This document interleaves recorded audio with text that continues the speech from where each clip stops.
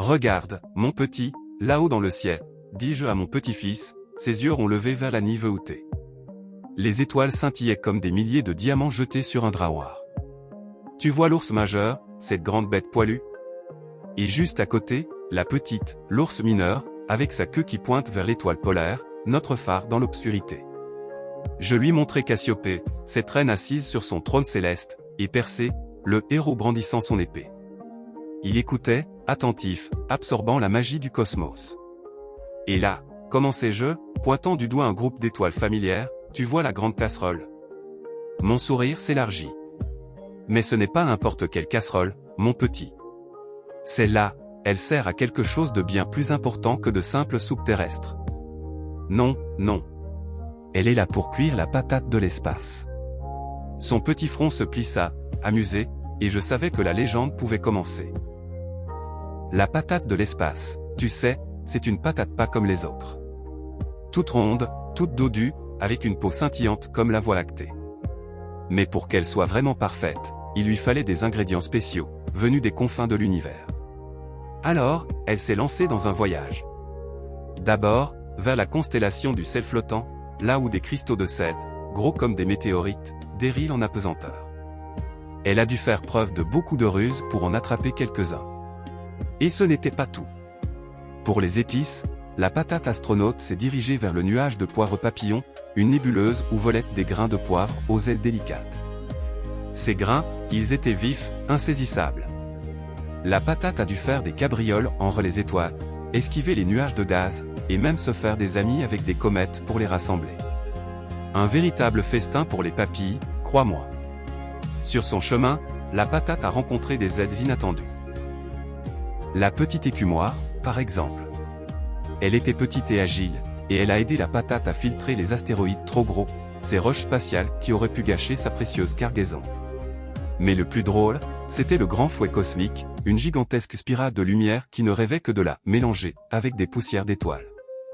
La patate astronaute a dû danser, tournoyer, pour lui échapper. Enfin, tous les ingrédients collectés, la patate était prête pour le grand moment. Elle s'est approchée du four cosmique, une galaxie lointaine aux bras ardents.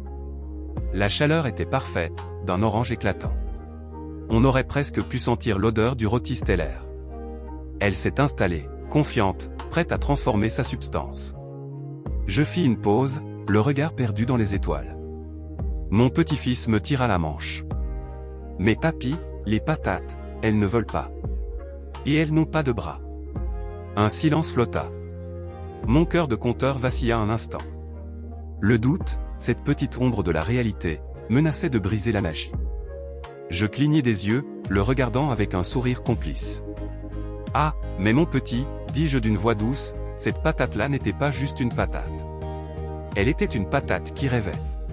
Une patate qui, plus que toute autre, souhaitait explorer.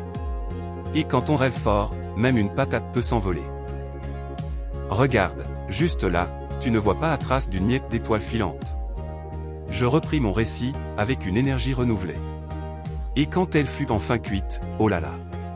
Elle était parfaitement dorée, croustillante à l'extérieur, et son intérieur, si moelleux. Chaque bouchée était un voyage, avec le goût salé des étoiles lointaines et le piquant des papillons de poivre.